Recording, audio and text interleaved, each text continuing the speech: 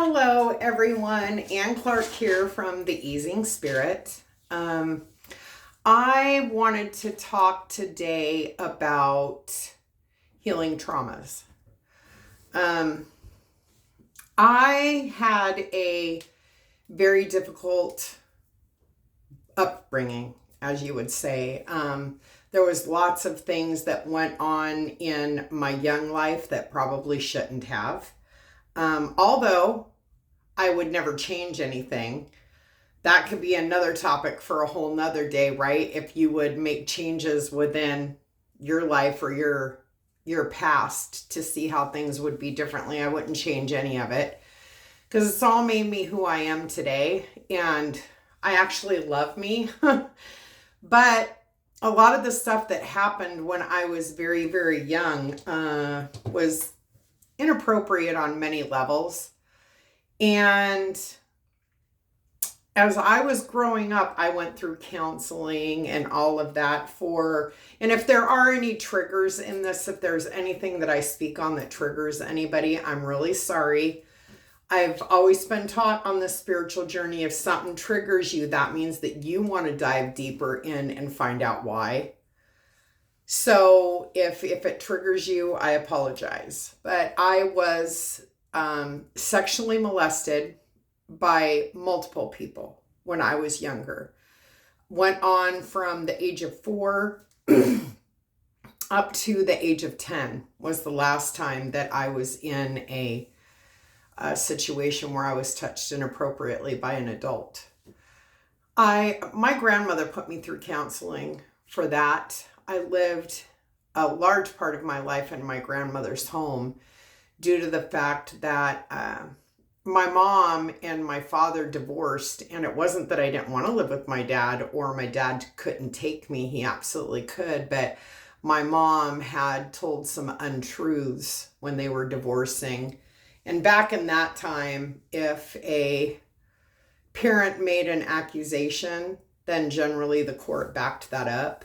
Nothing inappropriate ever happened between me and my father. My father was hands down the best dad ever. I miss him all the time.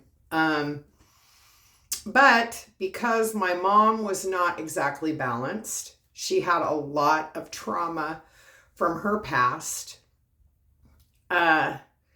She couldn't keep custody of me, and they wouldn't let me. I wasn't allowed to go live with my dad because of the accusations that my mother had made towards my dad. So I was put into several different foster homes when I was young and growing up, and one of them, a large part, was my grandmother. She wasn't actually my grandmother. She was my mom's aunt because she was married to my mom's uncle. She was my great aunt.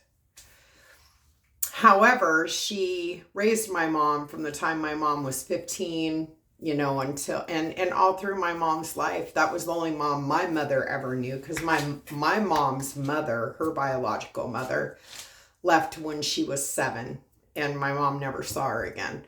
So Catherine, who I called my grandma, she was the only mother my mom ever knew.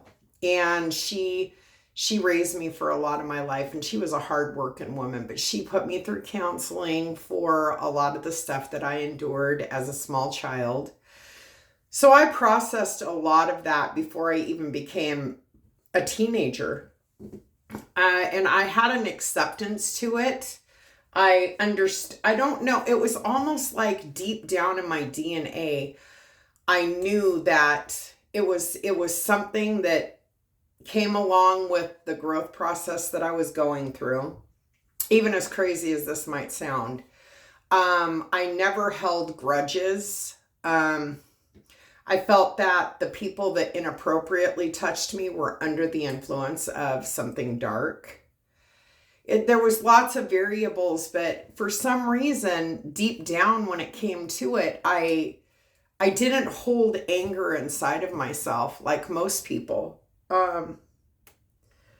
And I don't know if maybe that's because I had such a connection all through my life intuitively. I mean, I experienced lots of things that were paranormal, as you would call, or supernatural or spiritual or whatever while I was growing up. So I had a connection to my higher self already. Even though most of the time I would deny it, when I would see things, I would see a ghost, or I would feel a presence, or I would, because I'm an empath, I'm a double empath, which is a topic for another day too, modalities, right? But I literally grab the energy from not just the living, but the dead, and people 10 blocks away and miles away. And even if you think about me, that energy comes to me.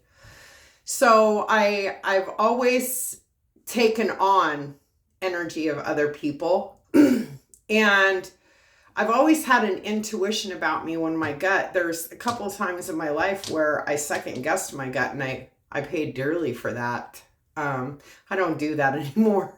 If my gut tells me, and of course now I understand it being my guides. When my guides and my higher self tell me, then absolutely, no.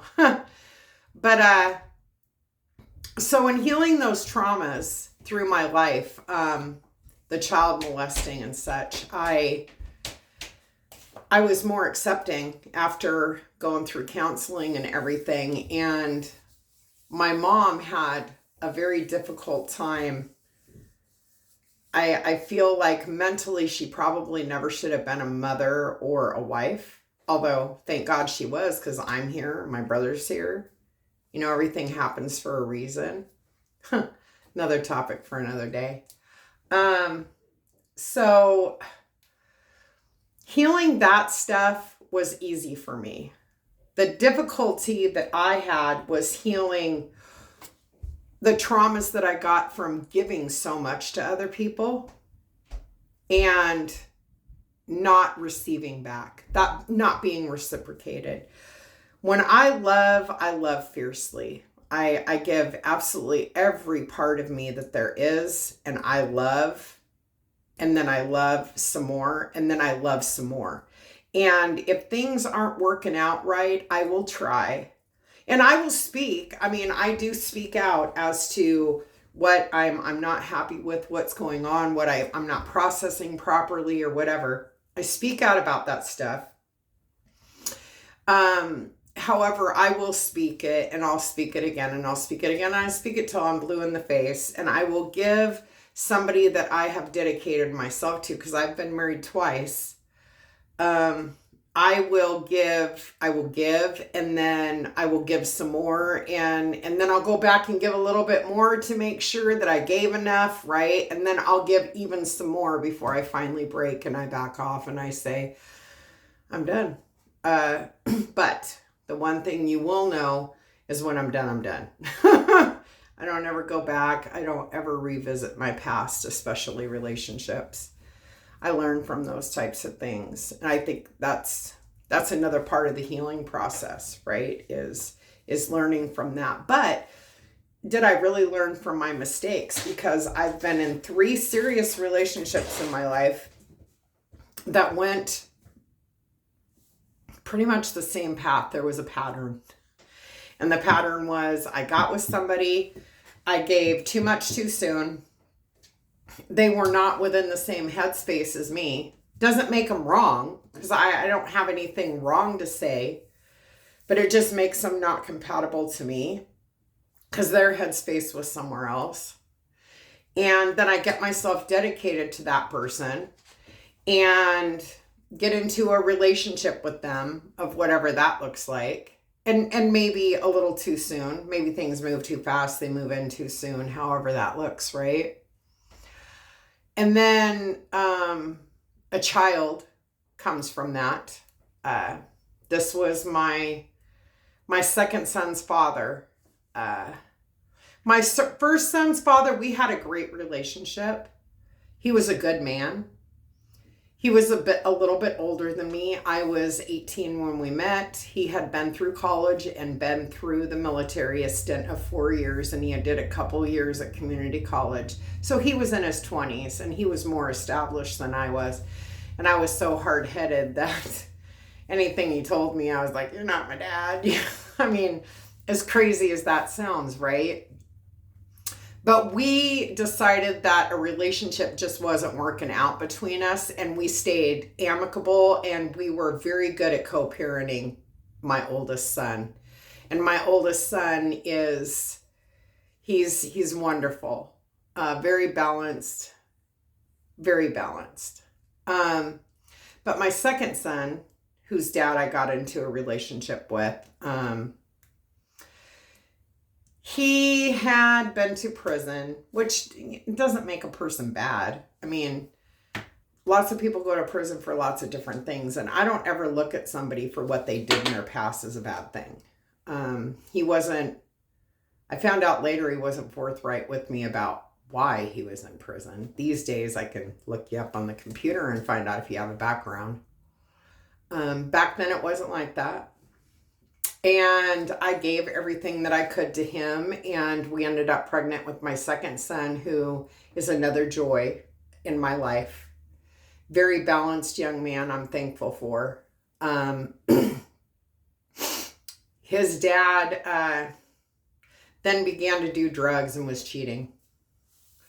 Although the cheating he was doing was more than just inappropriate, because it was having sexual relations with very young teenage girls, which later I found out some things went on when him and I were together that I felt like I absolutely should have known about.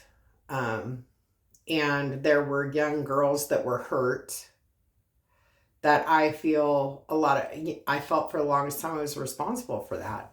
Although I've healed all of that too. That was trauma, right? And when I left him, he dropped the ball on being a dad. That was his choice.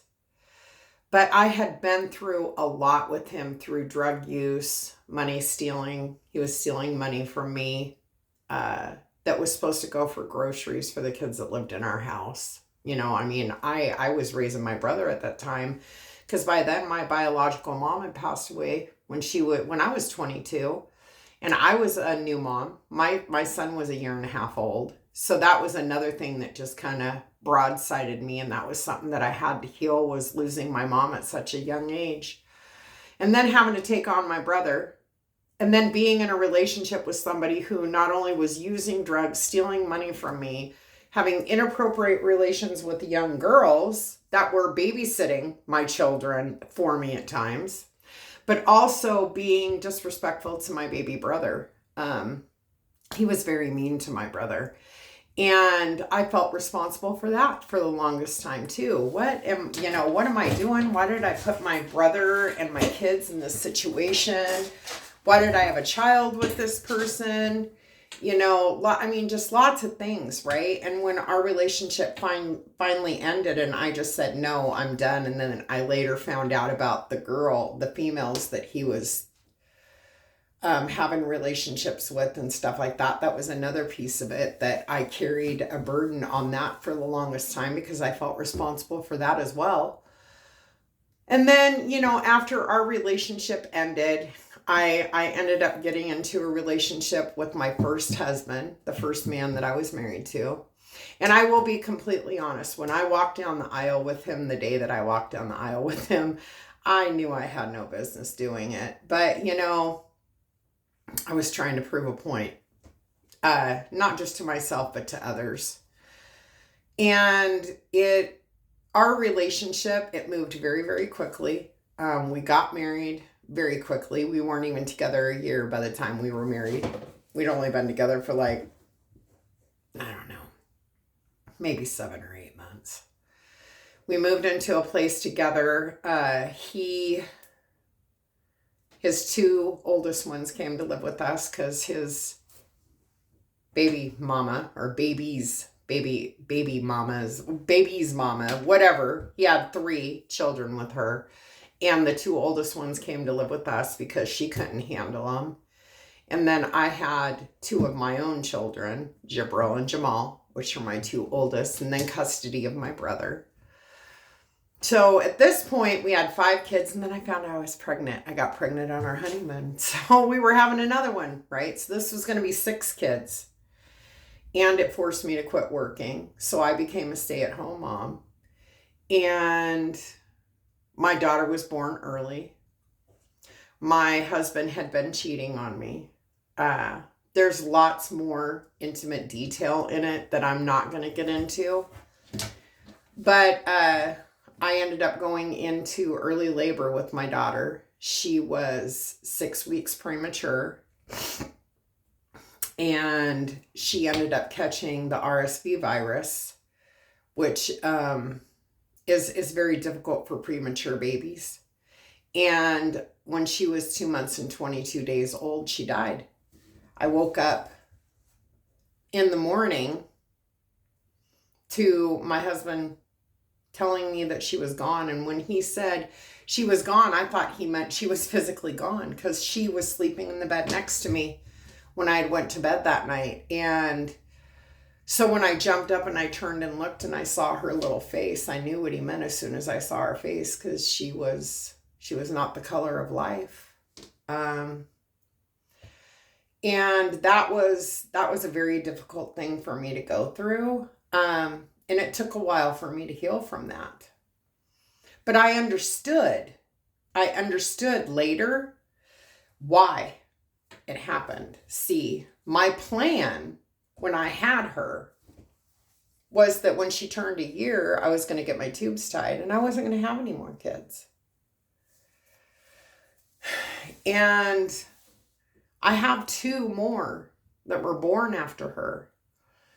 My son Darian and my daughter Desiree. And I wouldn't have those kids now if she had lived. But also, being on my spiritual journey, I already know, and my guides have told me, that she left because she wasn't ready to be here, and she came back as the daughter I have now. So it's the same soul and the same spirit that's living, right? It's just a different period. But I had a very difficult time. I had to heal that trauma. And then I had to heal the trauma that I ended up finding out that my husband was cheating on me. Several different people, pretty much every one of them were a friend of mine. Not a friend that I had years of friendship with, but they lived like close to us, and they were women that I became friends with in my older years. And they all had inappropriate relationship with him. And when I finally made the decision that I was going to break off the marriage with him, he had cheated on me more times than I have fingers and toes. And not saying that he's a bad person. I mean, I don't even have anything bad to say about the person who chooses to do drugs or anything like that. To each their own. That's what I always say. I can only live within my own existence and have no judgment on another person, but give you grace for who you are, and leave with love and light, and disconnect when I can't deal with it.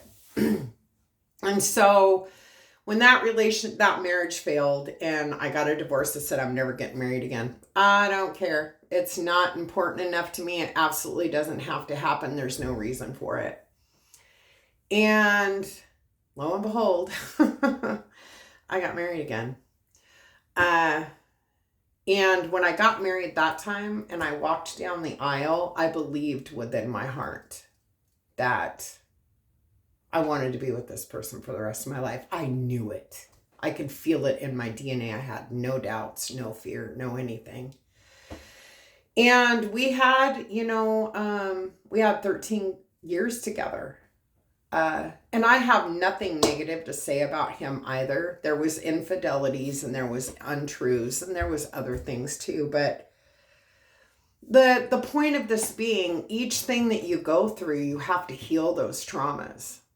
And you have to give grace to people for who they are, even if we don't agree. And even if it's difficult to process, right?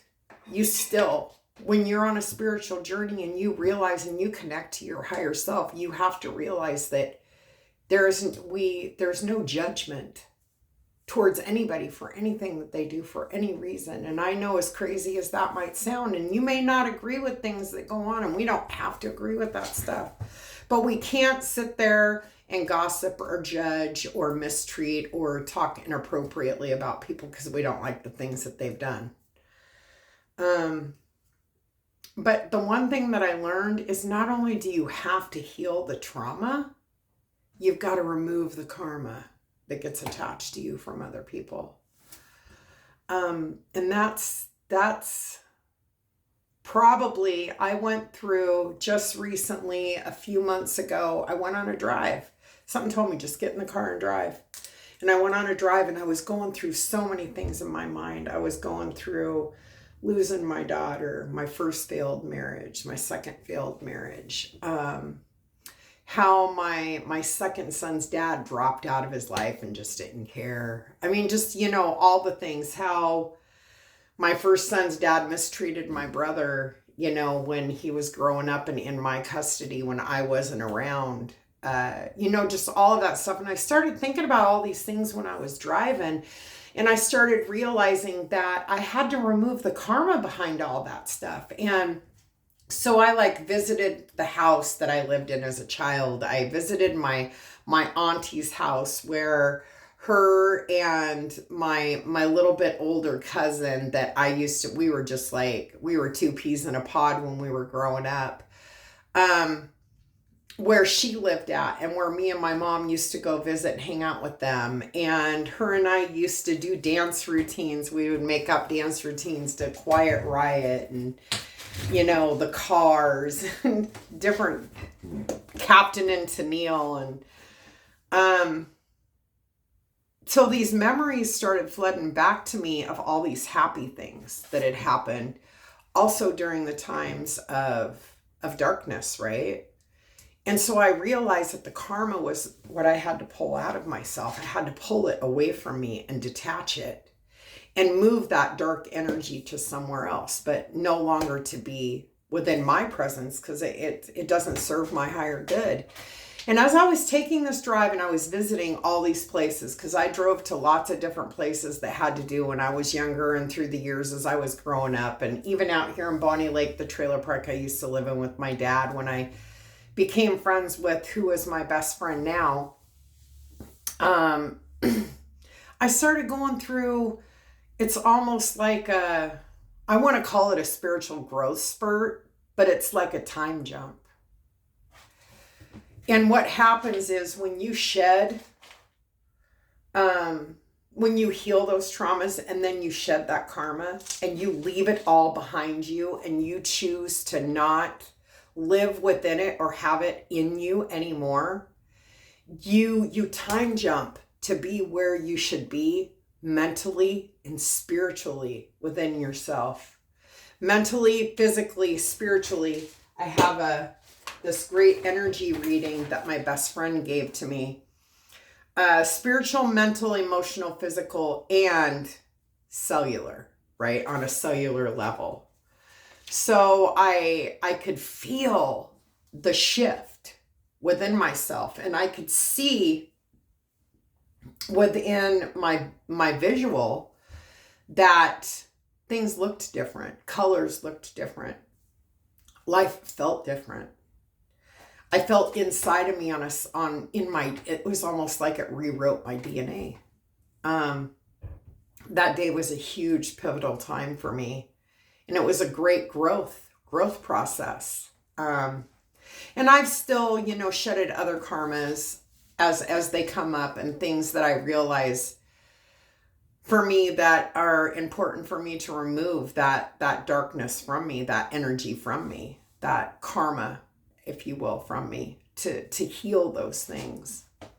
So, I don't know if any of this, resonates with any of you. But I just felt like today was a good day to share healing traumas. And if you ever have any questions or anything, you can definitely reach out to me. I have a Facebook page. My business Facebook page is The Easing Spirit. You can definitely, like the Facebook page. Please subscribe below to my YouTube channel here. I will continue to post things every day on a different topic that has to do with the journey that I'm on. So I thank everybody who did watch today, and I say, have a great rest of your day. Live it in love and light, and namaste.